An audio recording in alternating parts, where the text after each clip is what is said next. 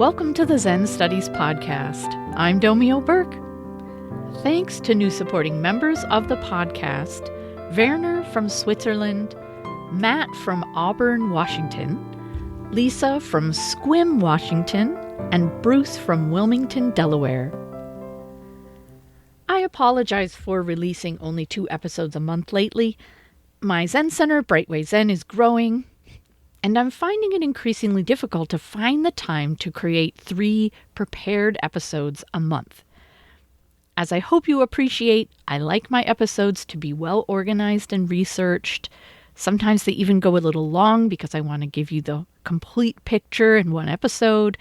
And I create a full written version of each one you can access at zenstudiespodcast.com. However, I'd still like to offer you 3 episodes a month. So I'm going to try something new. If you have a question you'd like me to address on the podcast, visit zenstudiespodcast.com and submit it. There are links on the homepage and in the sidebar. Then I'll answer listener questions extemporaneously. That is, deliberately not preparing ahead of time, or at least not much. Should be fun. Of course, if you submit too complex a question, it may need to be something I address in a prepared episode. I look forward to hearing from you. This episode is the 9th chapter of my book in progress, The 10 Fields of Zen, a primer for practitioners. So only 1 chapter left and the book will be done. And then I might be submitting that to publishers, so wish me luck. So the 9th field of Zen practice is Bodhisattva Activity, enacting vows to free all beings as well as yourself. The Bodhisattva's vows are an acknowledgment that you are interdependent with all beings and things. And such an aspiration can give a sense of purpose and direction to your whole life. Of course, it's impossible to fulfill this vow literally, and when you try to put it into action, it's no easy matter. It requires tangible engagement with the world, including other people. If you hide out in comfort, you're unlikely to transcend self-centeredness. If you rely only on your own resources, you're likely to exhaust yourself and limit your impact. How do you even decide what bodhisattva activity to undertake? There's much to be learned by practicing in this field of Zen, which inoculates you against the delusion that you can attain true peace of mind by ignoring the suffering of others. Bodhisattva activity as the other half of practice. Depending on what Buddhist teachings and practices you encounter, you could easily draw the conclusion that Buddhist practice is about self-cultivation aimed solely at peace and insight for the individual. Or you might conclude that the teachings imply we don't need to alleviate tangible suffering or address injustice. After all, if you've realized everything is empty of inherent existence and precious just as it is, what reason do you have to work for positive change in the world? If a person can take refuge along the independent dimension, no matter what's happening in the dependent dimension, doesn't that mean hunger, homelessness, and injustice are just opportunities for afflicted individuals to strengthen their spiritual practice? If all beings have Buddha nature and will eventually awaken, how is the spiritual welfare of other people any responsibility of yours? Sadly, it is entirely possible to practice Buddhism to relieve some of your own suffering and then allow your practice to stagnate after you've achieved some peace of mind. Not only does this mean you might neglect opportunities to help others, it will also arrest your own spiritual development. When you truly awaken to the Dharma, you recognize there's no separation between you and anyone or anything else. Freed from obsession with self, your heart opens, and you feel goodwill and compassion for all the baby Buddhas out there. You're naturally motivated to be generous and kind because causing harm to anyone else is no different than causing harm to yourself.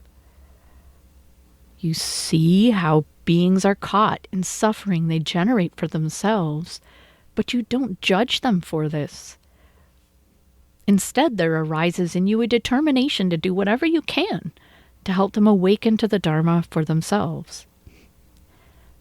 This requires you to diligently continue your own practice so you can become wiser, more compassionate, and more skillful in your actions. To encourage us to continue our practice and explore the profound implications of interdependence, Mahayana Buddhists focus on the ideal of the Bodhisattva.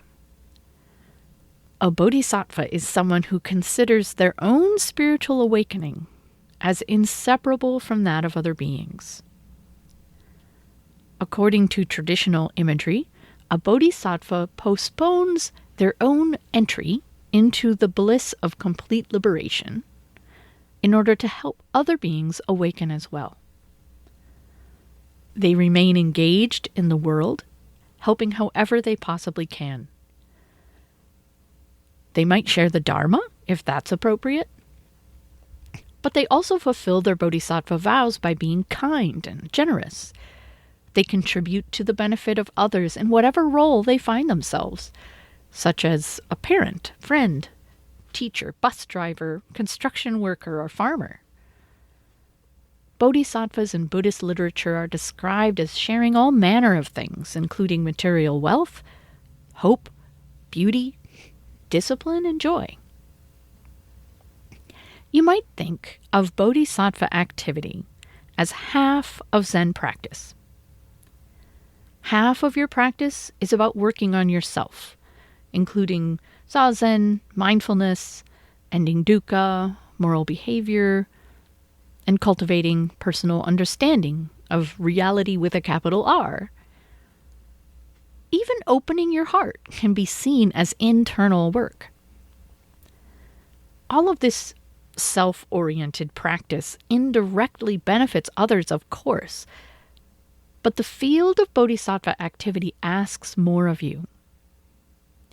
The other half of your practice is, in some senses, about turning outward to focus on your actual interactions with other beings and the world as a whole. This is infinitely more profound than just trying to be a good person.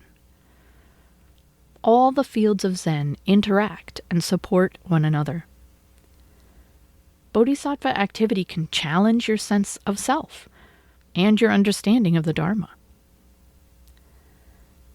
You will have misunderstood the teachings if your practice remains limited to, quote-unquote, navel-gazing, a pejorative term for only focusing inwards on yourself, particularly through meditation. Of course, turning inward to study yourself and address your own dukkha is an essential part of Zen. What's important is a balance between inward and outward focus over time, whether that's over the course of a day, a week, a year, or a lifetime of practice. The 4 traditional Bodhisattva vows. There are countless ways to benefit living beings, so there are an infinite number of forms a Bodhisattva vow can take. However, if you feel drawn to Zen practice, you may want to take the 4 traditional Bodhisattva vows, formally or informally. They are: beings are numberless, I vow to free them all. Delusions are inexhaustible, I vow to end them all. Dharma gates are boundless, I vow to enter them all. The Buddha way is unsurpassable, I vow to embody it. And most of the translations leave off the all at the end of the first 3 lines, but it's understood.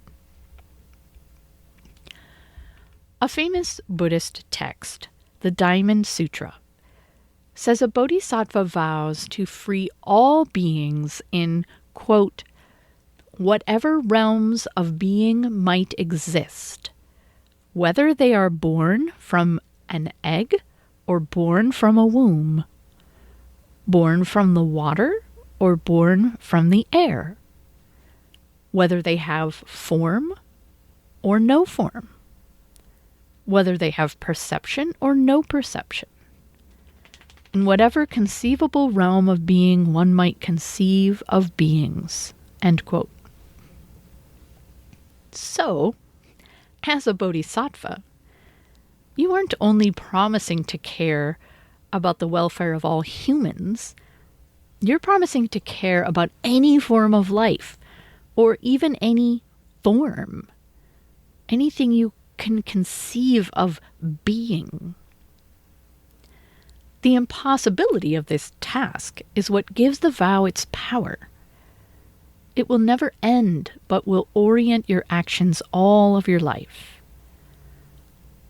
In summary, you might say that a bodhisattva never witnesses any kind of suffering or senseless destruction anywhere and concludes, not my problem.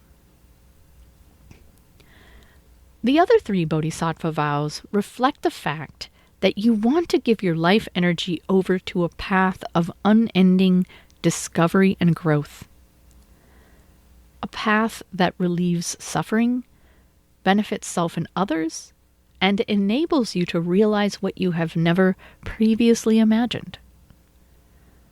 Delusions are the false views which cause dukkha. Although you will never get rid of all of them, you vow to keep moving toward the truth. Dharma gates are any opportunity to practice. Such opportunities are infinite, but you vow never to embrace complacency by concluding, good enough. The Buddha way is a term for this never-ending path. Although you can never complete it, you don't put limits on your aspirations. Expanding your bodhisattva capacity. A dedicated bodhisattva is very ambitious. They're always looking to expand, or at least maintain, their ability to practice diligently and be of benefit to living beings. Ideally, Bodhisattva activity brings joy and energy to your life. By enacting your interdependence with all things, your current karmic manifestation finds a unique role in the unfolding of this world. You build relationships and experience the satisfaction of serving needs. Your creativity and flexibility are continually challenged, and over time you learn to be more effective in your efforts, whatever those efforts are. However, it is very easy for an aspiring bodhisattva to get overwhelmed or discouraged. This is illustrated by a mythological tale of the Bodhisattva Avalokiteshvara, the archetypal bodhisattva of compassion. It's said he made a vow to work tirelessly to free all beings from suffering, saying, "If I ever give up, may my head split into pieces." After working for eons, the bodhisattva decided to count the number of suffering beings that were left after all of his work.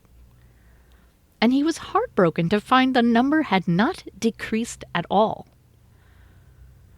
Despairing, it occurred to him to give up, and his head promptly split into 100 pieces.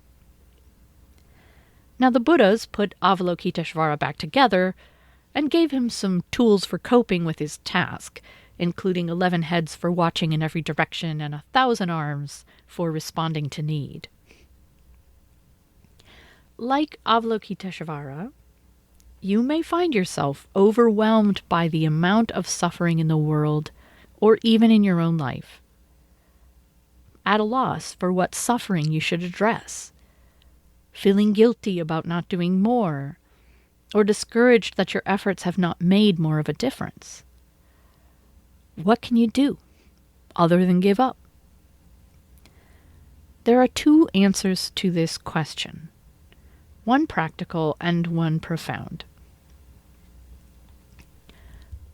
Balancing three ingredients: bearing witness, taking care, and taking action.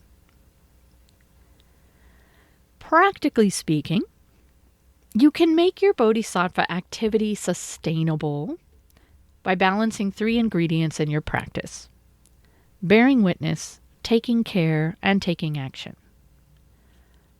As long as you have all three ingredients in your life, you are working to fulfill your Bodhisattva aspirations. But the ratios of the ingredients will vary greatly depending on your situation. Bearing witness is simply exposing yourself to suffering while trying to maintain stillness and an open heart. This means not turning away when you happen to encounter suffering in the course of your daily life, but also exploring territory beyond your personal sphere where you are likely to encounter it. Of course, if your personal life is full of pain and misery, you don't need to go looking for more. But if your life is relatively comfortable, it's your responsibility as a bodhisattva to expand your circle of concern as wide as you can. There are many ways to do this, including reading the news, informing yourself about situations of injustice through books or movies, volunteering, or listening to a friend in trouble. While you bear witness, it's your job simply to perceive, to listen deeply, to see clearly, to understand if possible.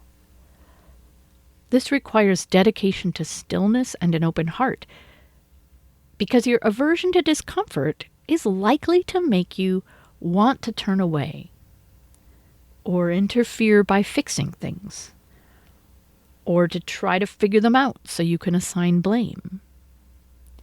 Any of these responses interfere with the practice of bearing witness. Frankly, bearing witness can be uncomfortable, exhausting, even painful. If there doesn't seem to be anything you can do to remedy a situation, why would you endure this? Because bearing witness is a complete practice unto itself. Your tolerance of discomfort while looking at the suffering of another is an act of profound generosity. If someone knows their suffering is witnessed with compassion and goodwill, they feel less alone, even if no one can help in a tangible way. The truth of this is reflected in the fact that the name of the archetypal bodhisattva of compassion, Avalokiteshvara, means one who hears the cries of the world.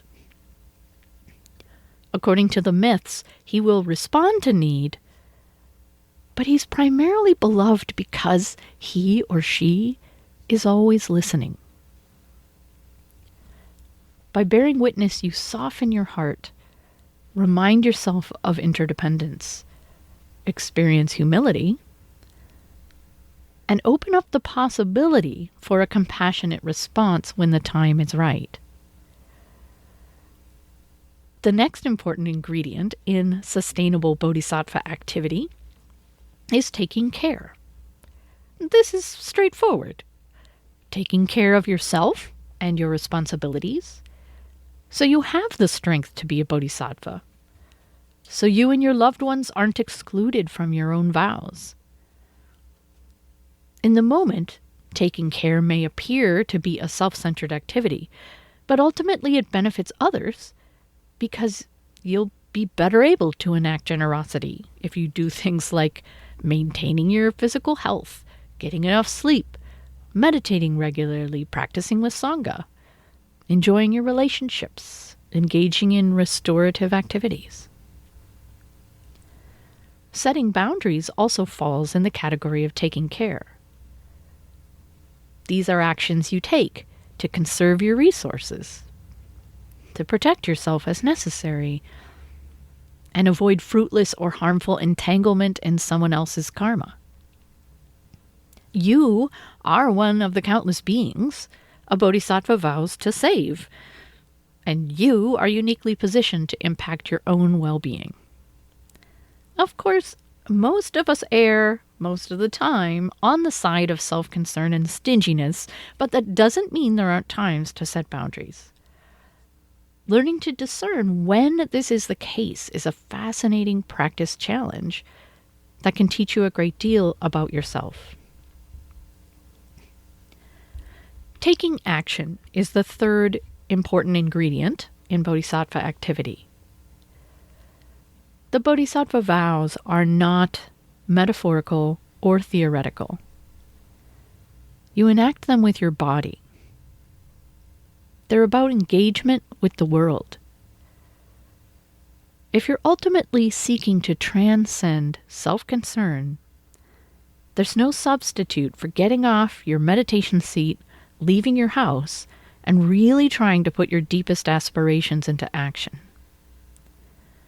Interacting with real people and real situations challenges your views and demands that you take your practice beyond the state of your own mind. There is a Zen saying, "It's easy to be enlightened on a mountaintop." If your insights don't translate into your interactions with other living beings, they are incomplete insights or have not yet fully been integrated. The world has been called the Bodhisattva's playground. Not because Bodhisattvas take the suffering of beings lightly, but because they delight in benefiting beings, deepening their realization, and increasing their skillfulness. What actions should you take as a bodhisattva? You have limited time and resources, and the needs are infinite. Choosing what to devote yourself to is part of the bodhisattva path. How can you serve? What are you uniquely positioned to care for?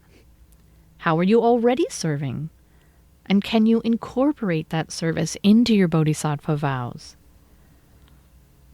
It's important to choose something, while realizing whatever you do will be only a tiny contribution to the world. You can only do your part and rely on others to do theirs. Balancing the three ingredients in your life, bearing witness, taking care, and taking action, is an ongoing process. It's natural to long for a perfect formula that will always deliver a satisfying, sustainable practice. But such a formula will be elusive or only temporary. Life changes, gradually or suddenly. If you're healthy and living in fortunate circumstances, you should be able to establish regular practices of bearing witness and commit to a couple of ways of taking action beyond the sphere of your own personal life. If your personal life involves considerable difficulty, most of your time will be spent on taking care of yourself and those you are responsible for. When this is the case, you might think of bearing witness and taking action within the sphere of your own life. This is still bodhisattva work. The Bodhisattva and the medicine of emptiness. The more subtle or profound way to make your bodhisattva activity sustainable is to keep working on your realization of emptiness, or, if you prefer, boundarylessness. The traditional Buddhist term for realization of emptiness is prajna paramita. Prajna means wisdom, and paramita means perfection. The perfection of wisdom means the deepest kind of wisdom, or insight into the largest perspective, like an understanding of the form and function of a whole hand, as opposed to the limited perception of each finger as separate. When you awaken to reality with a capital R, you realize you and all beings and things do not exist the way you think they do. Usually you see things as fundamentally separate from one another. But even our manifestation of separateness is part of a seamless whole. In the Diamond Sutra, the same text which says a bodhisattva cares for every last being you could possibly conceive of, also says, quote, "Those who would now set forth on the bodhisattva path should thus give birth to this thought. And though I thus liberate countless beings, not a single being is liberated. And why not? No one can be called a bodhisattva who creates the perception of a self or who creates the perception of a being, a life, or a soul." End quote. Obviously, a bodhisattva functions based on the perception of a self and beings in a certain provisional sense. If this weren't the case, the thought, "and though I thus liberate countless beings," would make no sense. You wouldn't be able to function, much less be a bodhisattva, if you didn't recognize your own body and mind, or failed to appreciate that other beings have their own autonomy and existence and experience separate from yours. The bodhisattva practicing prajna paramita doesn't lack the basic ability to differentiate self from other, but they remain grounded in a larger perspective. Even as they respond with generosity and compassion, they don't forget that all manifestations are like waves in the ocean, ultimately all of the same essence, only temporarily appearing separate. They don't assume, as deluded beings do, that they or any other beings have inherently existing, independent, or enduring self-natures. This brings deep equanimity, increasing their capacity for service. Why, though, does a bodhisattva care so much about the welfare of beings if they see them as temporary manifestations like waves in the ocean? Because true compassion doesn't work the way we usually think it does. We think of compassion as arising in one individual on behalf of another. The compassionate individual may then be motivated to give something on behalf of the other, such as time or energy or money. The giver sacrifices something while the receiver benefits. Now, certainly this conventional kind of compassion isn't a bad thing. The boundless compassion of a bodhisattva, however, is described in Buddhism as being like a hand reaching for a pillow in the night. Think of yourself lying asleep.